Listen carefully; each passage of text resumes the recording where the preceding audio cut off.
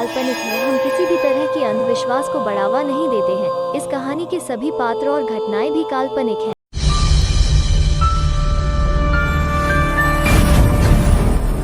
मेरा नाम दानिश है। काम बुराई का एक पैगंबर। ओहदा किंग ऑफ वेयरवुल्व्स। अपने पिता लूसीफर और दोस्त पेनीवाइज के बाद मैं तीसरा सबसे शक्तिशाली शैतान हूँ, जिसके गुलाम तमाम बुरी ताकतें हैं। मैं जानता हूँ कि मैं एक शैतान हूँ और यही मेरी ज़िंदगी का सबसे बड़ा और इकलौता सच है। मैं ये भी मानता हूँ कि मैंने बहुतों को मौत की घाट उतारा है, सिर्फ अपनी भूख मिटाने के लिए। पर फिर भी इसमें मेरा कोई दोष नहीं, क्योंकि पहले मैं भी एक आम लड़का था। मैं अपनी इच्छा से शैतान नहीं बना, बल्कि पेनीवाइज के दिए हुए श्राप ने मुझे शैतान बनने पर मजबूर कर दिया। 10 साल बाद जब वो श्राप पूरा हुआ तो उसने मुझे एक शैतान, एक वेयरवुल्फ बना दिया। वेयरवुल्फ बनने के इस 10 साल के प्रोसेस में मुझे हर एक दिन एक असहनीय दर्द से गुजरना पड़ा। आज भी जब मैं इंसान से अपने वेयरवुल्फ वाले रूप में ट्रांसफॉर्म होता हूँ तो मुझे एक असहनीय दर्द का एहसास होता है। इस दर्द भरे श्राप के साथ मैं अब और जिंदा नहीं रह सकता था, तो मैंने फैसला किया कि मैं एक बार फिर अपने दोस्त पेनीवाइज से मिलने कब्रिस्तान जाऊँगा, क्योंकि मुझे मालूम है कि वो सिर्फ पेनीवाइज ही है जो मुझे इस श्राप से मुक्त होने का रास्ता बता सकता है। कब्रिस्तान पहुंचने के बाद मैंने पेनीवाइज को समन किया और वो मेरे सामने प्रकट हो गया। पेनीवाइज ने बताया कि मेरे सारे सवालों के जवाब सॉल्वन क्रीक में मिलेंगे। उसने कहा, तुम सॉल्वन क्रीक जाओ, वहाँ एक शैतान भेड़िया हंटर रहता है, तुम उससे मिलो और उसे बताना कि तुम आज से नए किंग ऑफ वेयरवुल्व्स हो। इसके बाद वो तुम्हें बताएगा कि तुम्हें आगे क्या करना है। पर मेरी एक बात याद रखना, उसे इस बात की भनक बिल्कुल भी नहीं लगनी चाहिए कि तुम ये सब नॉर्मल होने के लिए कर रहे हो, वरना इसका अंजाम क्या होगा तुम सोच भी नहीं सकते। और आखिरी और सबसे ज़रूरी बात, तुम्हारा मुकाबला अब सिया से है। वो फरिश्तों में सबसे ज़्यादा ताकतवर है, पर अभी वो अपनी शक्तियों से अनजान है। पर जैसे ही उसे पता चलेगा कि वो एक आम लड़की नहीं बल्कि फरिश्तों की सबसे शक्तिशाली संतान है, तो वो 1 सेकंड नहीं लगाएगी तुम्हें मारने में। इसलिए तुम्हें अब अपनी पहचान बदल लेनी चाहिए। जाओ और अगले मून नाइट तक किसी भी तरह उस चीज़ को ढूंढो जो तुम्हें सर्वशक्तिमान बना देगा। अगर तुम उसे अगले मून नाइट तक नहीं ढूंढ पाए तो तुम हमेशा हमेशा के लिए वेयरवुल्फ बनकर ही रह जाओगे। इसके बाद मैं उस रात ही सॉल्मन क्रीक के लिए फ़्लाइट से रवाना हो गया। सॉल्मन क्रीक पहुंचने के बाद मैं पहले हंटर के घर गया, पर शायद वो वहाँ नहीं था, इसलिए मैं वहीं उसका इंतज़ार करने लगा। थोड़ी ही देर बाद वो बाहर से आया। उसे देखकर साफ पता चल रहा था कि वो एक अधेड़ उम्र इंसान है। उसके चेहरे पर छाई हुई गंभीरता उसके व्यक्तित्व की पहचान दे रही थी। थोड़ी देर तक बात करने के बाद मैंने उसे बताया कि मुझे पेनीवाइज ने भेजा है और आज से मैं वेयरवुल्व्स का नया राजा हूँ। मैंने हंटर से पूछा कि अच्छा बताओ, आखिर वो चीज़ क्या है जो हम वेयरवुल्व्स को सभी शैतानों में सबसे अधिक शक्तिशाली बना सकती है। हंटर ने बताया कि वो देवताओं की बनाई हुई सबसे नायाब चीज़ों में से एक है। वो एक तालिस्मान है जिसे धारण करने वाला सबसे ज़्यादा शक्तिशाली हो जाता है और कोई भी नापाक ताकत उसका सामना नहीं कर सकती। और सबसे बड़ी बात, उसकी शक्तियों का इस्तेमाल सिर्फ एक नेक इंसान ही कर सकता है। और शायद यही वजह है कि कई बार तालिस्मान हाथ लगने के बाद भी हम उसकी शक्तियों का इस्तेमाल नहीं कर पाएँ, क्योंकि हमारी रूहें इस हद तक नापाक हैं कि स्वर्ग के अमृत से भी वो पाक नहीं हो सकती। थोड़ी देर तक सोचने के बाद मैंने उसे कहा, एक रास्ता है। पर तुरंत उसने मेरी बात बीच में काटते हुए कहा, हाँ मैं जानता हूँ कि आप क्या सोच रहे हैं। यही ना कि अगर हम किसी पाक इंसान को गुलाम बनाकर उसकी मदद से तालिस्मान की सारी शक्तियाँ शैतानों को दिलवा दें। पर यह भी उतना आसान नहीं है जितना कि आप सोच रहे हैं। सिया फरिश्तों का वो अंश है जो अपनी जान दे देगी पर तालिस्मान तक किसी को भी नहीं पहुंचने देगी। मैंने उससे उत्सुकता से पूछा कि क्या तुम सिया को जानते हो। उसने कहा, बहुत अच्छे से, क्योंकि मैं उससे मिल चुका हूँ। वो बिल्कुल अपनी माँ जैसी है, बल्कि मैं तो ये कहूँगा कि वो अपनी माँ से कई गुना ज़्यादा शक्तिशाली है। और जहाँ तक मेरा मानना है, वो बहुत जल्द ही अपनी शक्तियों के बारे में जान जाएगी और तब हमारे लिए उस तालिस्मान को हासिल करना और भी मुश्किल हो जाएगा। तालिस्मान के बारे में ये सब सुनकर मेरे अंदर का लालची शैतान जाग उठा और अब मेरा मकसद भी बदल चुका था। अब मैं दुनिया का सबसे शक्तिशाली शैतान बनना चाहता था। ताकत की चाह ने मुझे पूरी तरह अंधा कर दिया था। मैंने सॉल्मन क्रीक के लोगों को एक एक कर मारना शुरू कर दिया। टाउन में इन रहस्यमयी मौतों को देखते हुए वहाँ की सरकार ने कर्फ्यू का ऐलान कर दिया। मैं वहाँ एक आम इंसान बनकर रहने लगा। मैंने वहाँ के एक स्कूल में एडमिशन भी करवा लिया था और मेरी किस्मत तो देखो, जिस स्कूल में मैंने एडमिशन करवाया था उसी स्कूल में मुझे सिया भी मिल गई और अब मेरा उस तालिस्मान तक पहुंचने का रास्ता और भी आसान हो गया था। मैं धीरे धीरे सिया के करीब आने लगा। हम दोनों एक दूसरे को डेट करने लगे, पर साथ ही साथ मेरा डर ढलते दिनों के साथ बढ़ता जा रहा था, क्योंकि सिया धीरे धीरे अपनी सच्चाई से रूबरू हो रही थी और अब वो अपनी शक्तियों के बारे में जानने लगी थी।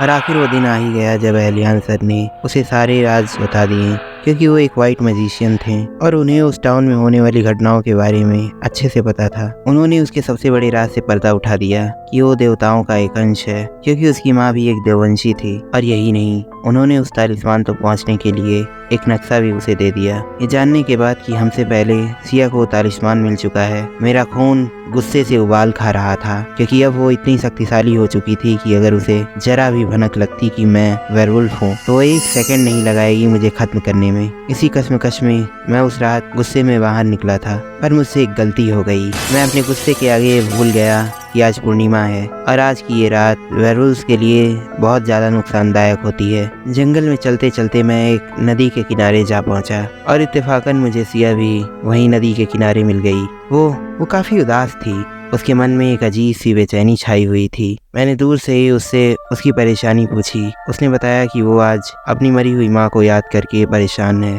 शायद वो माँ की ममता पाने को बेचैन थी, पर अफसोस मरे हुए लोग वापस थोड़ी आते हैं। मैं अभी ये सब सोच ही रहा था कि वो मेरे करीब आने लगी। मैंने चिल्लाकर उससे पीछे हटने को कहा। ये सुनकर वो रोने लगी। वो अभी वहाँ से जाने ही वाली थी कि उसकी नम आंखें देखकर मुझे उस पर दया आ गई और मैंने उससे अपने बर्ताव के लिए माफ़ी मांगी। वो मेरे करीब आई और फिर उसकी चमकती आंखों में मैं अपने लिए प्यार साफ देख सकता था और इसके बाद हम एक दूसरे को चूमने लगे। पर आखिर वही हुआ जिसका मुझे डर था। स्ट्रॉन्ग इमोशंस की वजह से मैं अब अपने असली रूप में आने लगा और देखते ही देखते मैं एक भेड़िया बन गया। ये देखकर सिया ने मुझे जोर से धक्का दिया और मुझसे पीछे हट गई। सिया डर के मारे कांपने लगी। उस रात मेरा सबसे बड़ा राज खुल चुका था। मैंने सिया को धोखा नहीं दिया, बल्कि मैंने उसे सब सच सच बता दिया, क्योंकि शायद प्यार ने एक शैतान के दिल को पूरी तरह बदल कर रख दिया था। मैंने सिया से कहा कि मैं एक शैतान हूँ और यही मेरा वो इकलौता राज है जो मैंने तुमसे छिपाया है। सिया ने कहा, तुम कोई शैतान नहीं हो, बस तुम बाकियों से थोड़ा अलग हो। तुम खुद को शैतान मत कहो।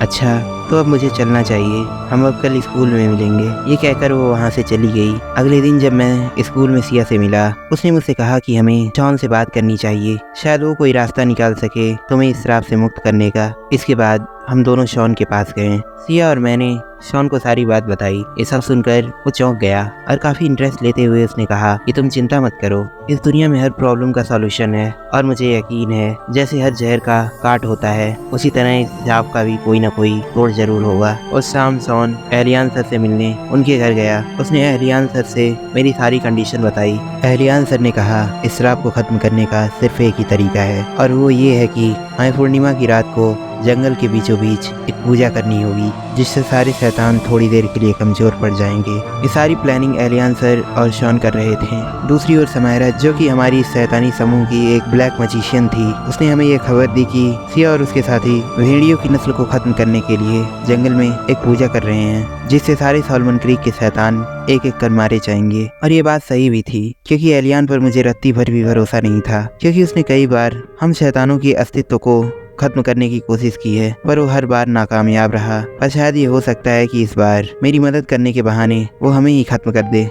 समायरा की दी हुई इंफॉर्मेशन ने मेरे और मेरे साथियों के मन में एक डर बैठा दिया। जब समायरा और रेहान वहाँ से चले गए, तब हंटर ने मुझसे कहा कि अब वक्त आ चुका है कि हम इन देववंशियों को मुंह तोड़ जवाब दें। मैं मामले को शांत करना चाहता था, क्योंकि मैं अपने प्यार यानी सिया से लड़ना नहीं चाहता था, क्योंकि मेरा उसके अलावा इस दुनिया में कोई नहीं और मुझे उसे खोने का डर सता रहा था, क्योंकि सारे शैतान देववंशियों से युद्ध करने के लिए तैयार हो चुके थे। उस रात जब वो सब जंगल में पूजा करने की तैयारी कर रहे थे, तभी हम सब वहाँ जा पहुँचे। रेहान ने चिल्लाकर कहा, तुम लोग हमें इतनी आसानी से खत्म नहीं कर सकते। मैं आगे आया और मैंने उनसे इस पूजा को रोकने को कहा। इतने में सिया वहाँ आ पहुंची। उसने कहा, ये पूजा बिल्कुल भी नहीं रुकने वाली। वो उदास थी, क्योंकि शायद उसे पता था कि अगर ये पूजा हुई तो मेरे साथ कुछ बुरा हो सकता है। मैंने कहा, हम ये पूजा कभी नहीं होने देंगे। इसके बाद एक जंग का ऐलान हुआ और जंग शुरू हो गई। बस शायद इस जंग का अंजाम बहुत बुरा होने वाला था।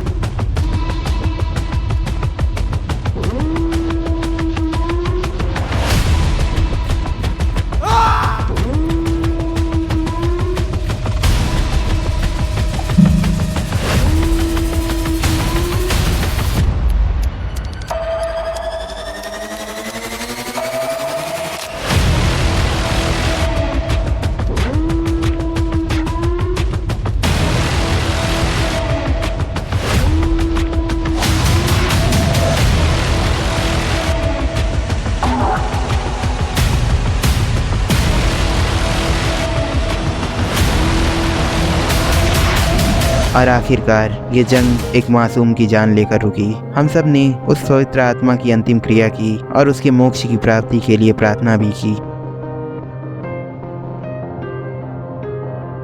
और इसके बाद हम घर वापस लौट आए। शॉन अपने फ़ोन में कार्ला और अपनी फ़ोटो देखकर रो रहा था, क्योंकि कार्ला के जाने के बाद वो पूरी तरह टूट चुका था। अब वो अपने प्यार को दोबारा पाने के लिए बेकरार था। तभी अचानक एलियान सर की बात उसे याद आई। उन्होंने कहा था कि हम बाकी भेड़ियों को तो मार सकते हैं, पर जब तक दानिश नहीं मरेगा तब तक सॉल्मन क्रीक से भेड़ियों का आतंक खत्म नहीं होगा। और ये जो पूजा हम करने वाले हैं उससे वो बस थोड़ी देर के लिए कमजोर पड़ जाएगा, पर इससे वो मरेगा नहीं, क्योंकि ये भविष्यवाणी हुई थी कि भेड़ियों के राजा को सिर्फ उसके जन्मदिन पर तालिस्मान की ताकत से ही खत्म किया जा सकता है। और हाँ, एक और जरूरी बात जो मैं तुम्हें बहुत दिनों से बताना चाहता था कि जिस दिन सिया और अमन मेरे पास दानिश की सच्चाई बताने आए थे, उस दिन अमन में से मुझे एक अजीब सी नेगेटिव एनर्जी का एहसास हुआ। मुझे अमन पर शक है कि वो भी एक शैतान है और शायद पेनीवाइज ने अमन की बॉडी को पोजेस कर लिया है, क्योंकि उसकी नेगेटिव ऑरा हूबहू पेनीवाइज की जैसी थी।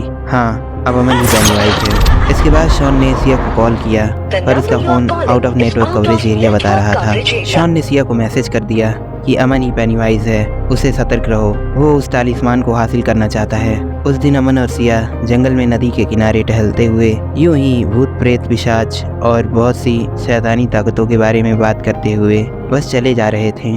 अचानक से अमन ने पेनीवाइज के बारे में बात करना शुरू कर दिया। सिया पेनीवाइज का मजाक उड़ाने लगी।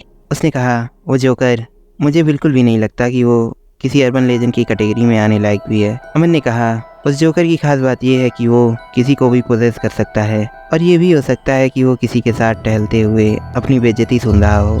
ये बात सुनकर सिया वहीं जम गई। वो अमन की इस बात को सुनकर काफ़ी हैरान थी, क्योंकि अमन यूजुअली इस तरह की बातें नहीं करता और वो भूत प्रेत में तो विश्वास भी नहीं रखता। ये काफ़ी अजीब था।